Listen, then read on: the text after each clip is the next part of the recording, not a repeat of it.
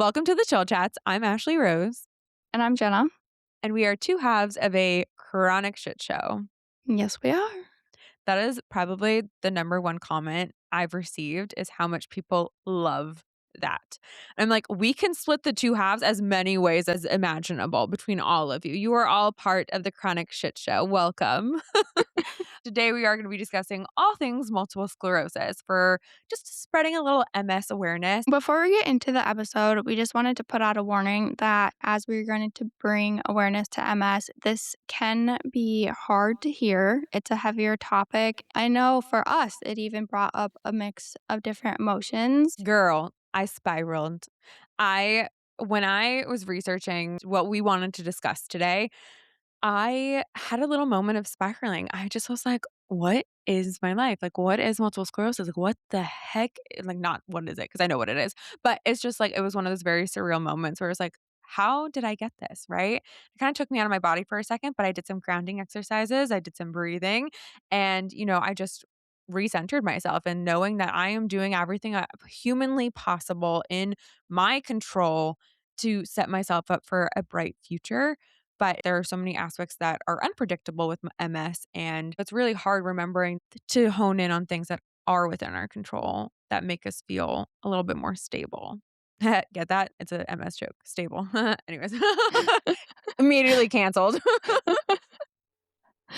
Yeah, and I think hearing these things and reading about them, no matter how far along you are on your journey, it can be scary. And even though we're talking about it, it doesn't mean it's not easy. So we just wanted to put this out there. This may be an episode to share to people to learn a little bit more about MS and also to share some fun facts we learned or Oh my gosh, and we learned so yeah, many fun even facts. with learning things, it is interesting, but it can also be like, uh-oh, and that gut punch. So we just wanted to put out that warner just to let people know that this could be a heavier topic, but we do think it's really important to share these things and bring awareness to MS as it is important to educate and share this information, whether it's you listen or family members or whoever. Yes, this is an episode that you hit send immediately to anyone you want to further understand multiple sclerosis, what it is, what your day to day life might look like, and the ins and outs of it. And this would be a very easy way to spread awareness and educate others because, as I've always said, one person made aware is one less completely unaware. MS awareness can happen at any moment, and sometimes it does take listening to the hard truths to get some empathy and further understanding on what multiple sclerosis actually is and how it can impact us day to day as well as scientifically, right? Like what's an MRI? Like what are we doing? What's an MRI showing us? We're also going to talk about some really cool metaphors that I'm sure you've heard of like spoon theory. And personal favorite is the iPhone charger and stuff like Yes. that. This episode is basically a way to help It's like MS spread for awareness. dummies.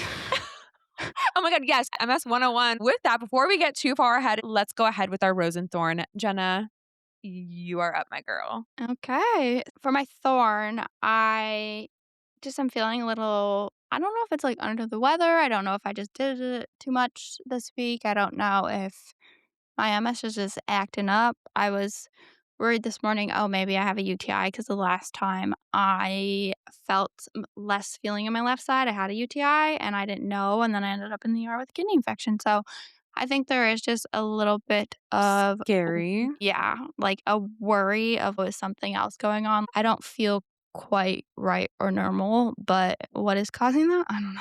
Maybe I It just need could sleep. I was gonna say, it's like, it could be you are in grad school, you are juggling everything, you just ran a race, not a Mhm. marathon, but it could just be a lot of things. Like your body, I say, I call them pseudo flares because it's not exactly a flare, but it's like your body's just trying to communicate, like, "Hey, girl, stop, like, you're doing a lot right now, and I need you to just relax." But it's so valid that, like, feeling of, "I've had this before, and the last time I ended up in the hospital, is it the same thing?" And it Yeah, just I kind don't of know UTIs. I'd be curious if anyone else has had this. It's 3 years and, like, 2.5 years on Ocrevus, and all of a sudden I am developing UTIs, and I don't feel them at all or anything, so I don't really understand, but just as that, like, fear in the back of my head of, "Oh, shoot, like, don't want that to happen again." yeah. I've been having some weird electric signals and, like, hot feelings, so, like, that just makes me a little nervous. Obviously, my body's yelling at me to calm down and relax, so that's what we're gonna try to do. And then for my rose, it is a rose. I feel like it's kind of like a was gonna say dying rose. Oh my god, no. First of all, what? A half open rose. I think my rose is maybe like a half open rose where it's like a rose, but it's also scary. Okay, Is okay, that a yeah. fair way to put it? Better Yeah, than that's dying. fair. It's not dying. My rose isn't Okay, dying. that's better than dying. Yeah, go ahead. I was just like something that's like a rose, but also still scary. But I have officially told my doctors I want to switch to Mavenclad, and yeah, I don't know. I have so many mixed feelings about Jenna! it. Wait, that's so exciting. I feel like this is a long time coming. You've done a lot of research, and that's intense. It's intense, and you don't know how to feel about it, but that's okay. You don't need to feel anything about it right now. You've done the hard thing. You've told them and I made the decision a while ago that I was like 99% sure I was gonna switch, but like actually telling them, there's just a lot that goes with it. But at the moment, I think it makes the most sense for my health, Mhm. moving forward, family planning, financially, everything that like I'm excited. There is a little bit of fear because I worry that like I'm just guaranteeing a relapse in the future. Um, Well, that's but not true. Interrupt the yeah, thought. That's no, not I know, true. no, no, I know it's not like true, but like statistically, based off the research, you can have up to 15 years without another relapse happening. So I think that is really exciting, but I do get a little scared because I'm like, oh no, I wonder if 15 years something happens, but maybe there'll be a cure out by then. So you never know. Fingers And crossed for a I know cure. I am excited to try something else because Ocrevus has served me well. It's done its job. It has stopped the lesions, but I still don't feel well on it. Mhm. And I get very scared to publicly talk about that because I don't want to influence anyone or scare anyone or anything like that. But I am happy to share about it if people want to know.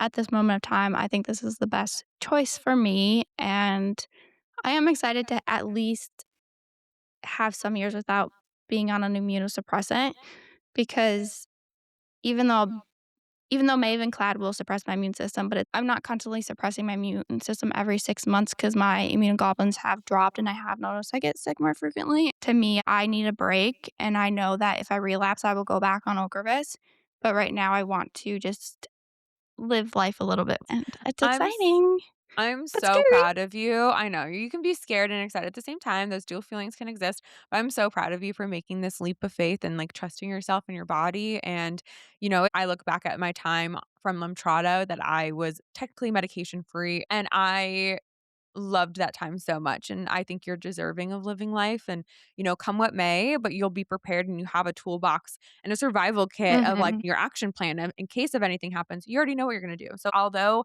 it can be scary and intimidating because it's that unknown aspect, it is still very exciting, and I'm excited for you to start this chapter of your life. Do you know what's crazy?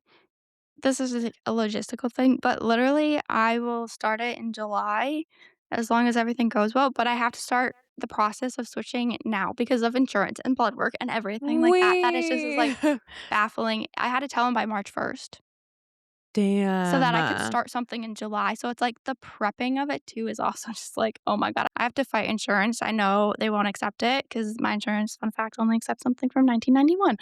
But No, yeah, many really. treatments have come out since then, but Yep. so I know I have to get a certain amount of denials and fight them and everything like that, so Well, it sounds like you do have your doctor's office, like, on your side since they were like, "Okay, we want you to start in July, but you're gonna need to start now with the process." So they seem to be having your back on this, and it it's gonna be a does. fight, but it's gonna be a well worth it fight. I agree, and I think my little reframe, I was really scared because there's this very big warning, you can't get pregnant on it, and my little reframe that has made it better is, okay, so I wanna run all the world major marathons, so I have 3 years to run all world major marathons There before I you get pregnant. go. She's a goal getter. She's a goal setter. I And love it. that little reframe, though, made me, like, excited, "Oh, here's something I can do," Nice. versus, like, being scared. Yeah, that's fair. But that's a really awesome reframe, and now I'm excited to travel with you and cheer you on from the Yes, sidelines. please. Take the chill chats, alive? Internationally. Yeah, I was trying to think Yeah. of the word. Do you wanna share yours? That's awesome. Yeah, it's hard to follow that. I feel like mine are boring compared. But for my thorn, I feel like my thorn is just resting this week because I've just struggled with that. It's really hard to shut off my brain when I'm resting. I don't know if anybody else feels that way, but a lot of times there's Yes, some I do. yeah, there's, like, some guilt that comes up that is just, like, I know I need to rest because my body is saying, like, "Hey, chill out." But as soon as I go to rest, it's like my mind won't shut the fuck up, and it's just like, "You're lazy. You need to be doing this. Why aren't you doing that? You should be doing more." And it's just trying to quiet that noise into, "I know I need this," because like, I know I do, but it's easier said than done, okay? It's easier to say, Oh, yes. "Guys, you need rest," and, like, it's so easy to preach that. I'm the biggest hypocrite. Right. I literally am like a walking contradiction. I'm like, "You need to rest," and then my own body, I'm like, "You need to keep doing everything." And it's just it's so hard and tricky to balance and put myself first, and, it's like that whole thing, like, put your own oxygen mask on first before others and all that kinda stuff, but it's just easier said than freaking done, Mhm. right? So, really my thorn, even though it's a But that's small giving minor yourself one. the compassion you'd give your friends, and that's That's treating true. yourself like someone you love, and I am proud of you for doing that because it's hard. I Yeah, wish you coulda yeah. seen the face you just made at me, but it is hard to do that, and I am proud because I know I really Thank you. struggle with rest, and that's why my body is probably screaming at me this week, I but mean, it might be it's funny that ours are kinda like your body's, like, screaming at you, and mine's, like, screaming at me. yeah, What's so I going don't know, on? I am proud of you because it's Thank you. hard to do. Thank you, thank you. And my rose would be that we are making a headway. Is that the correct word? Headway? Yeah. Making right? Headway. Why does Well, it I don't know sound what you're trying to say, so yeah, I don't go know. on, say it. We're making a dent in getting our house situated and organization. So that's really exciting because in my own head, I am more excited for like painting and decorating, but we're not there yet. So we have to get through the organizing part and the decluttering part. So It's that so overwhelming, and it's I don't so know about overwhelming. you, but I get overstimulated with my MS, Mhm. and I feel like those things are very overstimulating to begin with, so Yeah, like, I could rip apart an entire closet and then, like, have everything on the floor and be like, "Okay, well, I wanna walk away now." Like, yeah. I need to I've done go. that so many times. Yeah, I'm like, "I'm done." I feel like the only way to successfully organize or clean is by making everything messier, and then you panic for a bit, but then it gets clean. If it's just, like, Yes. automatically clean, it doesn't work. Right, no, like, you need to panic. Like, one thing about me is I'm gonna panic, but then I'm gonna get it done. I just need to cry and panic about it first. So that is my rose, is that we are making great steps in the right direction. I will say that. So that is my thorn what? That is my rose and thorn for the week. Holy shit. Why was that so hard to say? So with that, we can get into dropping some MS knowledge on everyone. Are you guys ready for this first fun fact that we learned? I don't think they're ready because I wasn't ready. I wasn't ready either, I was kinda shocked. It's embarrassing, but go ahead. But the first case of multiple sclerosis was documented in 1421, That's which embarrassing for science. Let's just take a second. That's actually embarrassing for them, for the everyone involved. All of our ancestors, shame. I wonder though, like, I'm so curious, like, how did they know? Well, yeah, I would love to know, 1, how they knew, but also the first documented case of MS, 1421, and we are currently in 2026, and there's no cure? We're only just now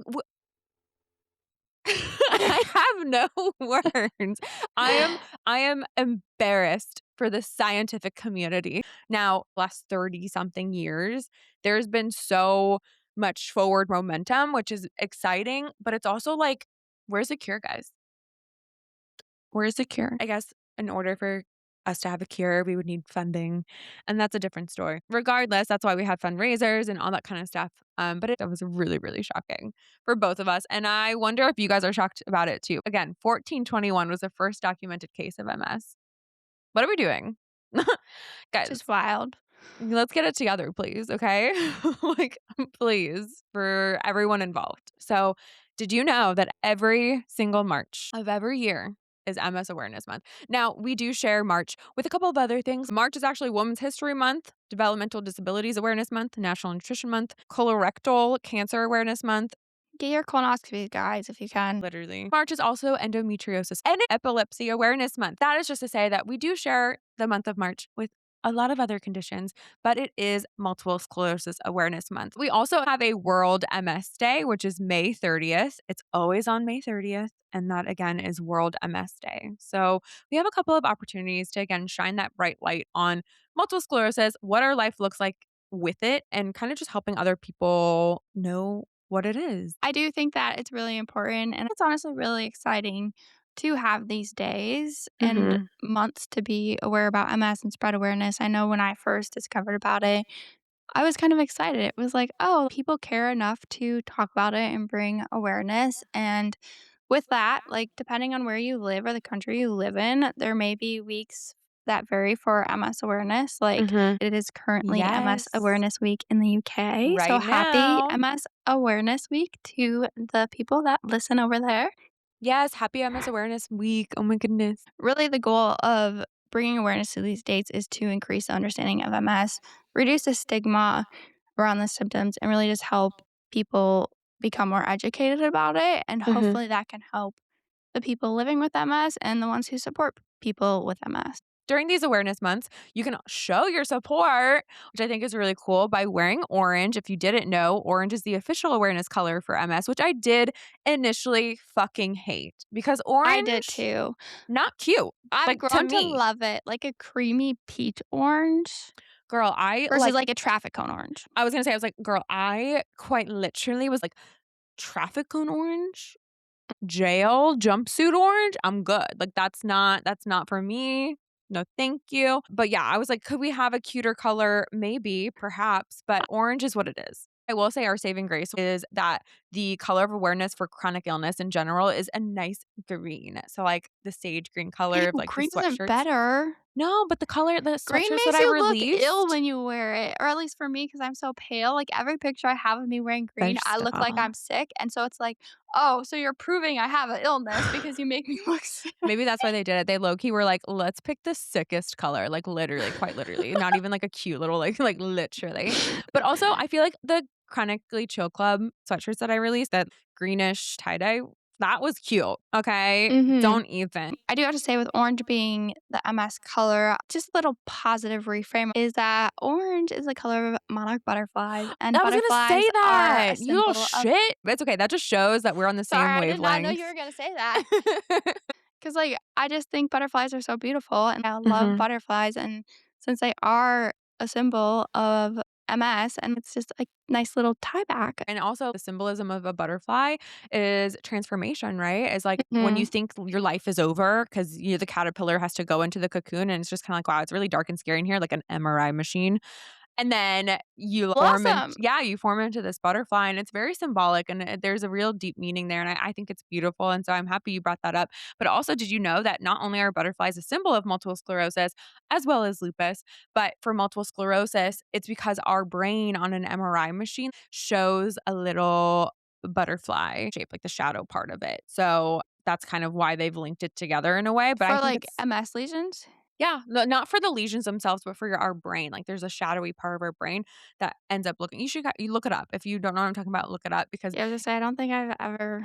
it does look like a butterfly, like a little shadowy butterfly, and I think it's a really neat way to kind of tie them back, and then it's also Sorry. you looked up the MRIs, didn't you? Yeah, sorry. Yeah, yeah, yeah. Could be a jump scare warning. I love butterflies because it's like, oh, yeah, like you said, like, it's scary. You go dark into this cocoon, but, like, that's when the beautiful things happen and blossom, and, like, you just Exactly. truly never know, and I truly believe and live with that when you're scared, the most exciting thing is right behind that, and you just have to keep going. Yeah, exactly. And then, what else about sharing awareness during this time? Oh, you can also support others by sharing their post, right? Their content to help spread awareness. Right? It freaking matters. Even though you might not have multiple sclerosis yourself, it would be so helpful. And I know it would mean the world, speaking from my own experience, but it would really mean Yes. the world to everyone in the community if you were to reshare. Because again, the more people that know, the better it is. And I do have to say too, if you're someone who supports someone with MS just saying happy MS Awareness Month or happy MS Awareness Week or day Mhm. can go so far. I have one friend who goes above and beyond and is always like, Happy MS Awareness Month, Happy MS Awareness Week. Like, I just Aw, learned about MS and this and just made me think of you. She does such an amazing job of just that's so being so sweet. supportive and acknowledging I have it, but not in a bad or weird way. It's just such an act of love, and it's something so simple, but makes a huge difference in my life. It makes me so happy to see that, and I'm like, "Oh, wow, I am so supportive and loved." That is so sweet, and one of the best things I ever heard, especially when I was first diagnosed, but just in general, whenever I hear it, I'm just like, "Oh my gosh, thank you," is I researched your condition, or I was researching and I found this, and I'm just like, "Oh my god, that's my love language." And it's not to say that because we are diagnosed with something, like, every conversation needs to be about this, but it's the little comments of like, "Happy MS Awareness Day," or "Happy MS Awareness Month," or "I'm thinking of you," or "I saw this and I'm Mhm. thinking of you," like, "How are you feeling?" Stuff like that. It just means so much. It's like you can acknowledge that we have a condition. We don't need to talk about it all the time. Obviously, you and I, we have a podcast, so that's a majority of our content. But that doesn't mean that as a friend or as someone who loves me or supports me, I'm always talking about like, absolutely not. We can talk about anything you want, girl. Okay. But it is something that just means so much when you say, like, Yeah. I researched your condition The or I saw research this. one, Yeah, that gets me every time. when someone tells me that they have researched my condition, it just means a lot because it's like, It "Oh, does. you care enough to research it to learn what I'm going through and just have a better understanding of me," and it's like, "Oh, I feel so seen and heard because I don't tell anyone to research it or figure it out, like, Right. whatever, and I generally don't talk about it that much with people, but it's just knowing when someone, like, cares to go out of their way to Exactly. research it. It's like, On the other hand, people who ignore and pretend that you don't have a diagnosis because it makes them uncomfortable, ew, biggest pet peeve, loser, get out of here. Like, they're just, like, not my Or if people. you, Bleh. like, tell them something you need or send them an article like, "Hey, I kinda need support this way," and they say And they're they're not like, gonna do it, "No." run away from them. Red flag. Ranges from strangers on the internet, friends, family members, like anybody who's just gonna sit there and just ignore your truth and your reality because it's uncomfortable for them. Like, do the work, sis. Go touch grass. Get out of here. Like, nah, no, no, no, no. But it is just one of those things that there are such beautiful, simplistic ways to show your support during any time, not just MS awareness. Are you guys ready for another fun fact, though? No. Oh my god. I What? feel like this one. No, I'm ready. I'm joking. I'm ready. I feel like these facts like get me. Are you guys ready to hear, though, another fact that I found interesting? No. Because it's really that's fair. That is fair, actually, that is fair. I don't wanna hear any more fun facts. The last one pissed me off. I'm not gonna lie, but Well, this okay. one might piss you off too, because I'm like, "Oh, it baffles me that that was only 30 years ago." In 1996, internationally, they recognized that there are 4 clinical descriptions of MS, which is relapsing remitting, secondary progressive, primary progressive, and progressive relapsing, Only in 1996. which baffles me, that's 30 years ago. Okay, no, but what baffles me is that the first documented case was in 1421.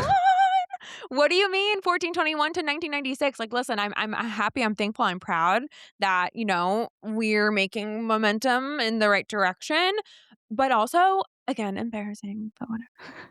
At least we're Yeah. here. At least we've made it. At least All we're I just have in to say a is that better means place. we're just so special that they can't figure out why we're so special.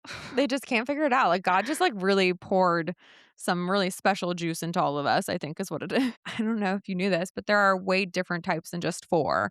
But Mhm. primarily, we hear, there are 4 different types of MS, that's fine. There are so many more, guys.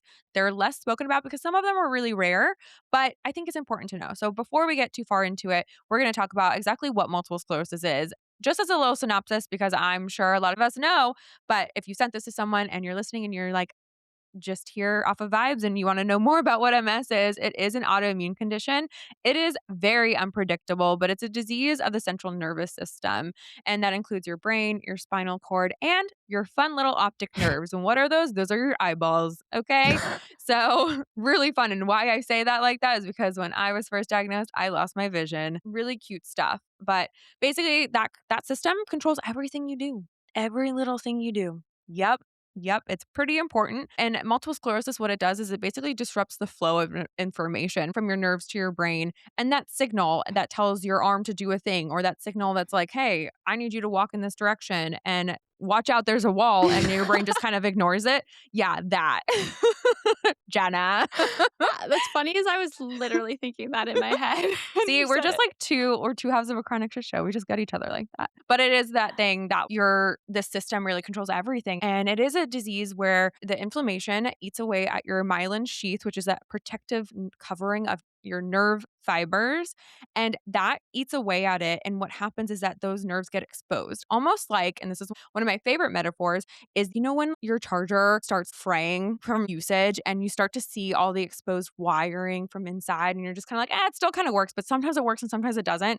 So it's really a gamble and you're like plugging it in several times. You're like kind of hold it and manipulate it in a way that can actually tell your phone to start charging.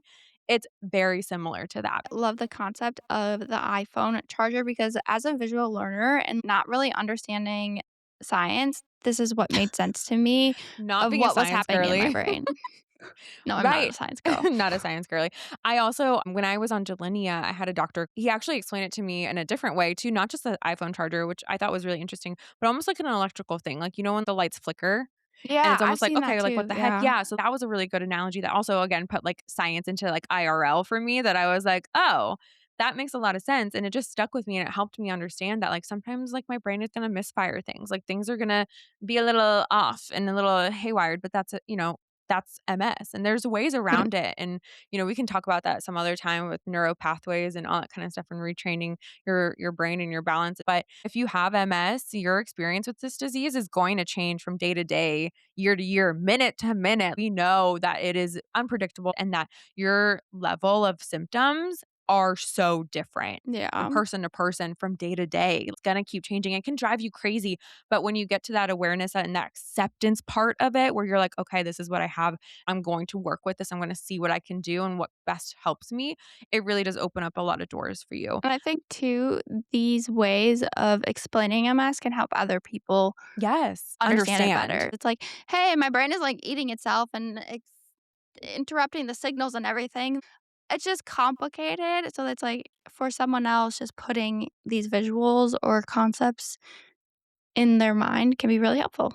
It can be so incredibly helpful. And the spoon theory is another one of my favorite ones, but we'll get to that in a little bit. So, now that we have a basic understanding of what multiple sclerosis is, we're going to talk a little bit more on the different types of multiple sclerosis. So, to start us off, there's CIS, which is clinically isolated syndrome. So, there are many people that I've connected with who are diagnosed with this. And basically, you have one and only one episode.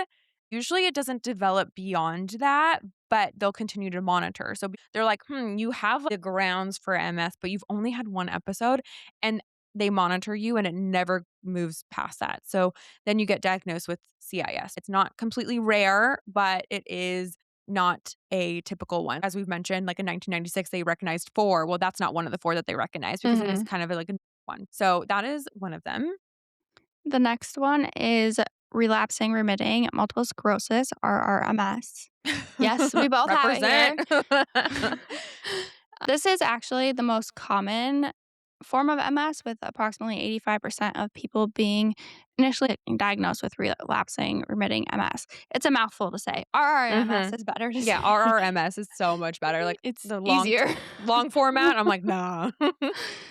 So this follows a pattern of flare-ups, and then you are quote unquote in remission where the cells calm down and cease attacking. And many treatments are marketed to target towards controlling this type of MS Mhm. because it can control your cells from attacking your nervous Yes. system. And so then you can stay in remission longer. Mhm, and that's really the goal, and the thing with multiple sclerosis is that it is also an autoimmune condition, but it is that your immune system doesn't recognize itself, so it is going to Mhm. keep attacking. So how my doctor described it to me, which I think can be really helpful, is that your immune system is made of B and T cells, but your B cells, you have baby B cells, then adult ones, and, the grandparents, and the grandparents and the baby ones are, like, super chill, but the adult ones are the attackers.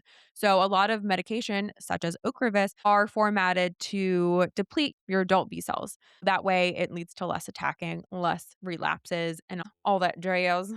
I like good J's. Yeah, all that jazz.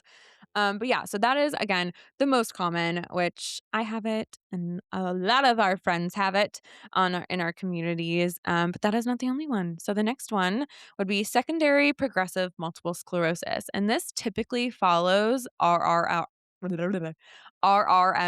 and shows a steady increase in symptoms without respite from remission. What that basically means that you are just constantly in a relapse. And that just is it's not it's what the fuck, right? Like what the fuck? Like that's just not it's not great. But it is important to note that not all relapsing remitting MS turns into secondary progressive MS. So, lifestyle, treatment, anti-inflammatory living can all help your body manage RRMS without sliding into SPMS.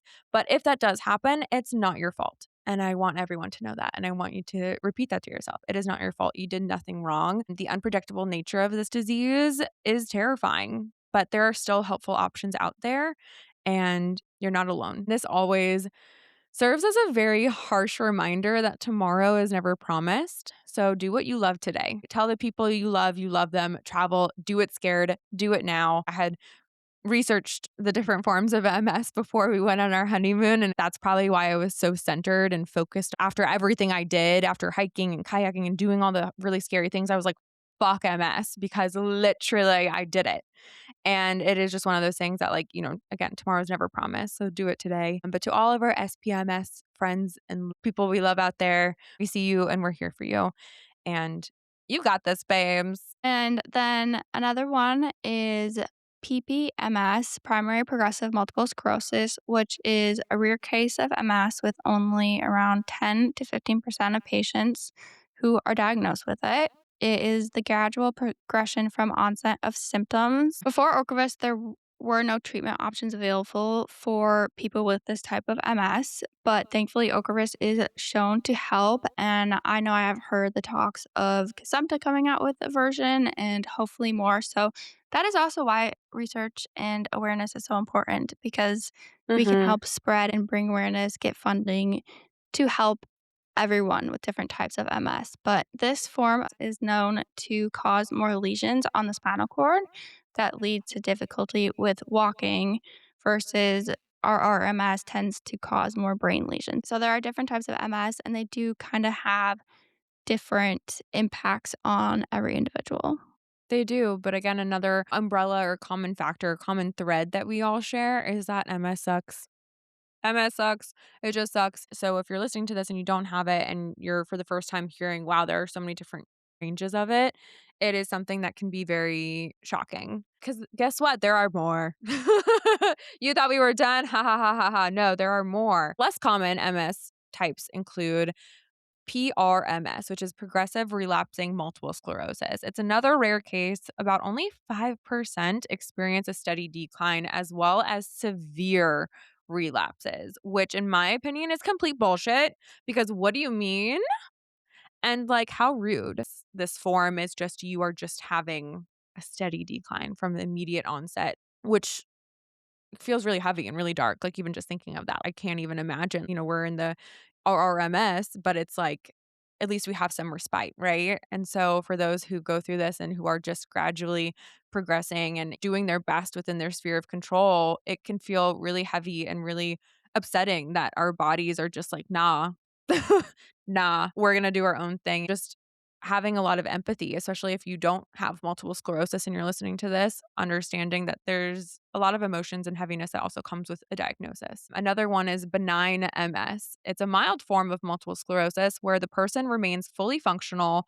So there are no worsening or new symptoms for 15 or more years from an onset symptom that led to diagnosis. Now, this one is really interesting to me because I have met someone who Whoa. I know, right? It's just so like, it's not interesting, but it is interesting at the same time how the bodies work. Yeah, I was just kinda like, "Okay, but how did they what? Like, how did they Get so how?" special. It is just something that's so interesting. They have studied people for 15 or more years from an onset symptom, like, let's say optic neuritis, that's your onset symptom. Okay, cool. It's a mild form of it, but, like, still, like, something was weird and something went on, and they're like, "Oh, yeah, you have MS." They keep watching, and there's no other worsening symptoms, like, their optic neuritis doesn't get worse. There's no new symptoms, nothing, and they're still technically diagnosed with multiple sclerosis, but it's benign. Like, that's a wild concept to me. I'm just kind of like, what? Really, really interesting. There are a few others, but you can find the list on National MS Society's website under types of MS, and you can research them further if you'd like to. I know that if you're listening to this and you don't have MS and you were to say that to the person that sent you this, hey, I was researching, that would mean the absolute freaking world. I do want to say too, it is really important to know that there's different types of MS Mhm. because when you are researching about MS and trying to figure out what treatment to do, or maybe you just want to do it holistically or X, Y, and Z, you need to be aware that, like, just because someone has MS doesn't mean that they have the same type of MS. And that is important to be aware about because someone may say, "Oh, yeah, I just took vitamin D and fixed my diet and I've never had a symptom again." And I've had people who have told me that, "Oh, I don't take treatment and I have just taken vitamin D and I fixed my diet and I haven't not had any symptom." And it's like, while that works for their type of MS, that might not work for my type of MS or your type of MS. So you need to really be aware of that when you are hearing what people are doing for their treatment. Absolutely. And knowledge is power. And so knowing that that's even a question that you need to put out there, like that could be a follow up question, right? Oh, what were you diagnosed with? Which kind? And so if you don't know anything about MS, now you do. Now you know a little bit more. Let us know in the comments which multiple sclerosis you have, and did you even know that there were different types? Like, did you? Like, because I researched and then I was like, oh shit, there I didn't. I had no idea about benign MS. I think that that was really interesting, but we do hope that you learned something new. Yeah.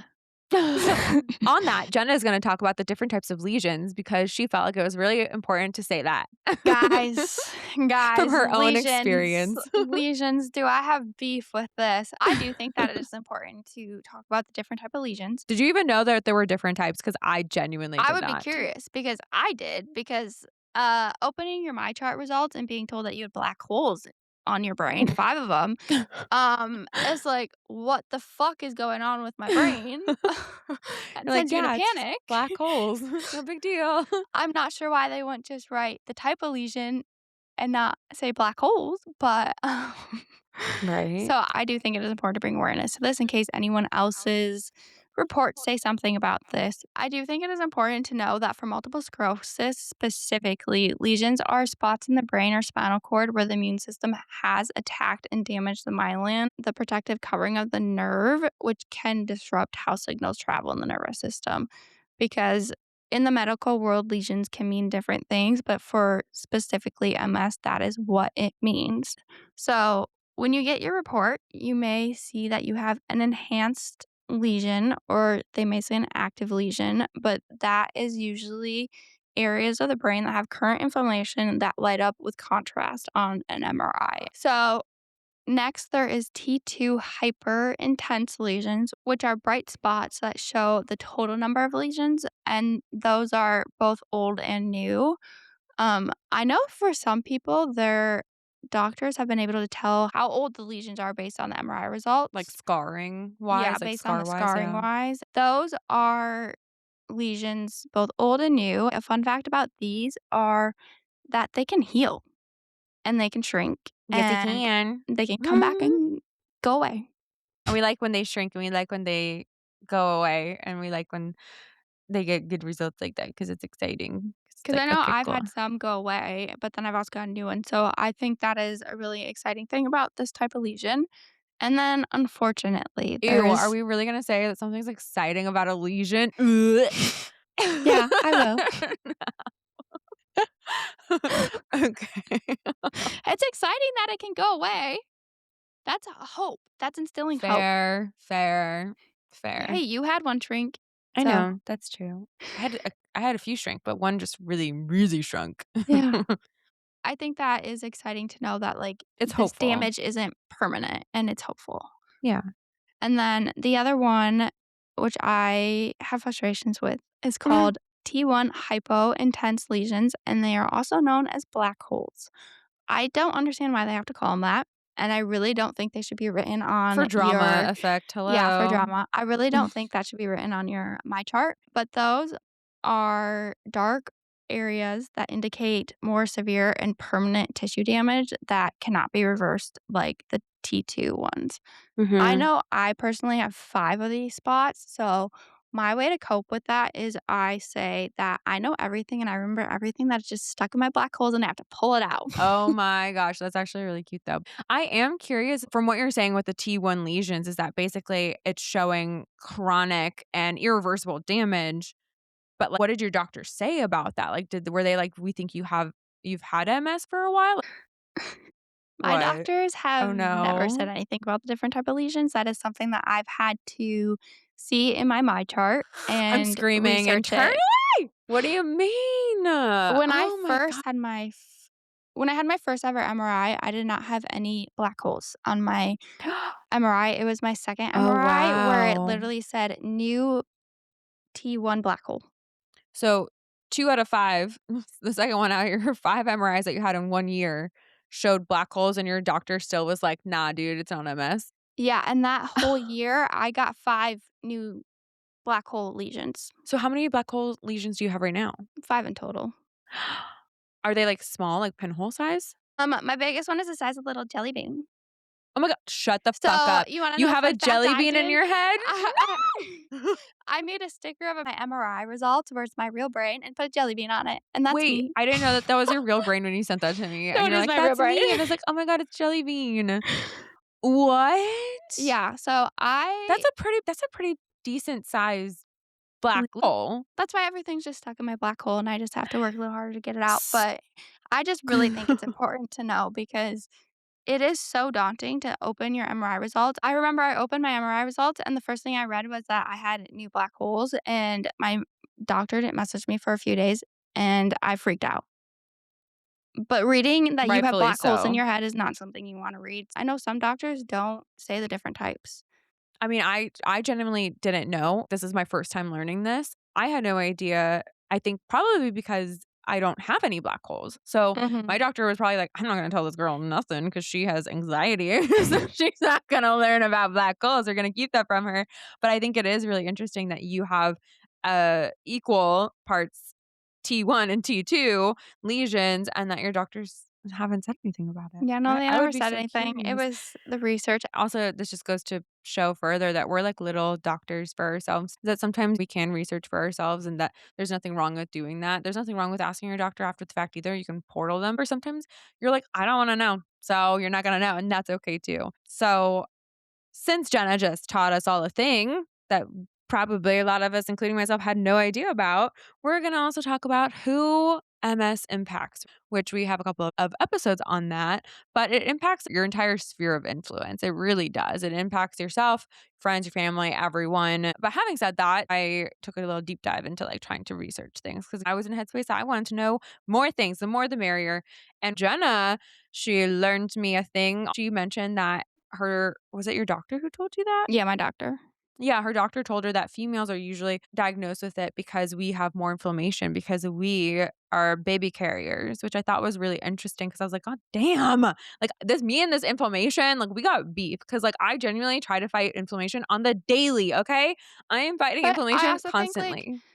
I think it reframe with that, though, it's like your body as a woman has extra inflammation because it is set up to house a baby, and that's such a Yeah. special It is miracle, it is so and I special. think and that's also why my doctor did say too that a lot of people get diagnosed after birth because that's when your Mhm. inflammation in your body's just out of whack the most. Yep, my doctor calls it like a rubber band because it's like you're pulling it, and then you give birth and it snaps, and your symptoms are just like ding. It's not to say that males aren't diagnosed because a couple of my male besties are out there. It does happen to both females and males. It's just more common in females. And something important to note is that MS does impact all races, but that Black individuals are at a higher risk of developing multiple sclerosis, but they are underrepresented and not taken as seriously. And that is why it's so important to spread awareness as well as ages. Like, I feel like we hear so often, oh, well, you're too young for that. Well, guess what? MS doesn't care about our freaking ages. Most people are diagnosed between 20 and 50, but that's not to say that children aren't being diagnosed, okay? Research estimates that upwards of 10,000 children under the age of 18 live with multiple sclerosis worldwide. That's a huge number. It's not something that a lot of people think about, but I know from my own research that as young as 20 months to 2 years old is the youngest confirmed multiple sclerosis age. It just blows my mind that young, that little tiny baby has MS. Like, that is insanity to me. It just shows, though, that it's so important to not dismiss people Mhm. by their gender, by their race, by their age, Yes. because if someone is experiencing something, it is experiencing something, and if you Mhm. are experiencing these symptoms and your doctor isn't taking you seriously for any of those reasons, keep fighting. If you're able to, find another doctor, keep fighting till you can find someone because it is important to be taken seriously. Abso-freaking-lutely.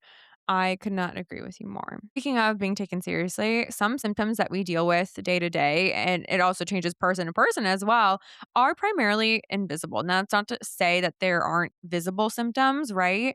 But when they are invisible, it is like 10 times harder to have people understand or empathize or actually accept the fact that we're feeling this way because they can't see pain, they can't see fatigue, they can't see memory issues, they can't see cog fog. There are so many things that are just so invisible to the naked eye, but there are signs. Like, if you look hard enough, there are signs. Like, you can see someone slow down or need to take a break, and you can see if you look hard enough. I do believe in that. But some symptoms for you to watch out for would be fatigue, memory difficulties, mobility issues, right? Like balance or clumsiness, some of those Running stuff into like walls. running into walls, those good things. Mood changes, irritability, that's a big one that I don't think people really do understand. It can be a symptom of multiple sclerosis. Numbness, tingling, hate those. You cannot see them.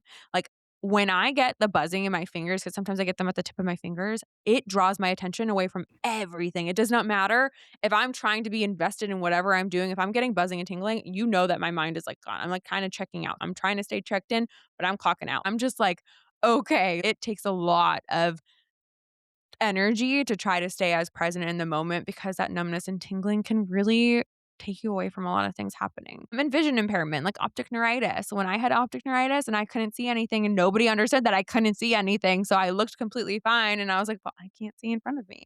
It was really hard for people, especially because I was in the beginning of my diagnosis journey, to really accept that I wasn't doing well because I looked completely fine. You forgot pain. Oh, and pain. I feel like that's just like a solid one that everyone has. Pain.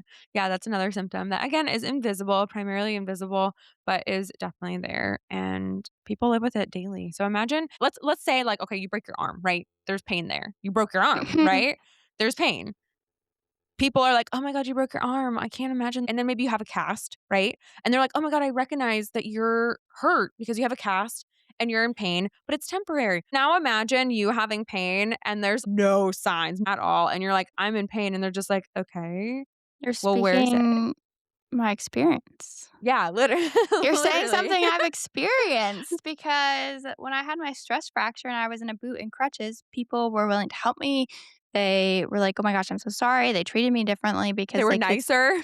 yeah, they could see that I was physically hurt, but when it comes to my MS, people don't think about it, and Yeah. it's not to say that people need to think about it, but it's so hard when people don't believe you. People will believe you Mhm. that you don't feel well or you're hurt or in pain because they can see it versus it's like, "Oh, you're young. Oh, you're fine. Oh, you run. Oh, you seem fine." It's all these things, and it's like, looks don't equal health.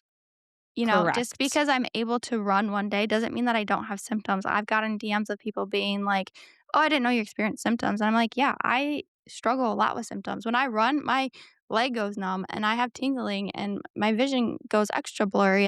These are symptoms I deal with every day, but I just continue to push through them." I will push through things and then I'll get comments being like, "Oh, well, you look good," or like, "Oh, like you did this and then this," and it's like, no, no, no, no. Just because I look good doesn't mean I feel good, which is exactly why I put that on a freaking sweatshirt and I broadcast that everywhere. That's also another way that I can spread awareness is by clothes, and that's what I do in my store. I was like, just because I look good doesn't mean I feel good, and it's a conversation starter. Like I've gotten people being like, "Oh, like I like your sweatshirt." And I'm like, "Yeah, thanks. I have an invisible illness." It's really difficult for people to understand that I can look a certain way but feel a complete opposite. And it is really hard when I do put a lot of effort into looking better than I feel because I do feel like in a way that does help me and it's something that generationally my family has like passed down is like always look better than you feel. And it can be a little it like adds to the stress of it because when I go to these doctors and I look good quotation marks then they're like, "Okay, well, you're fine." It's like, "No, just believe me." And so it's that factor of, like, just believe us, that looks do not equal health, and I don't know how And it much I baffles need to me, say that. doctors don't understand that either.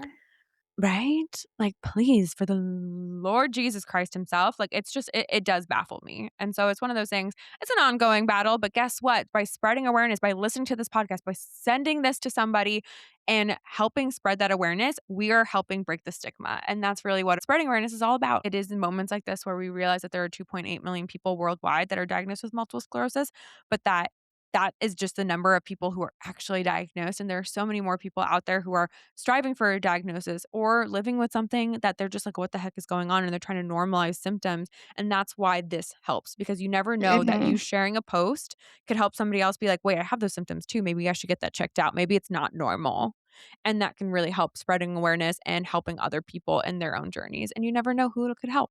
And it's important to note that these are invisible symptoms, but that you're not alone, because there are 2.8 million people worldwide diagnosed with multiple sclerosis who are also living with the same things. Before I forget, and something I want to leave you with is the spoon theory. And maybe you're listening and you're like, oh my gosh, yes, the spoon theory, love it.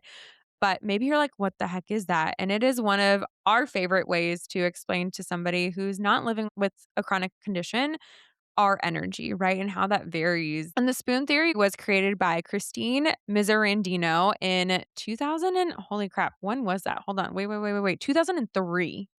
She wrote an essay to try and explain what it's like to live with a chronic illness, which I think is so crazy because she also brought this up when she was having dinner with a friend.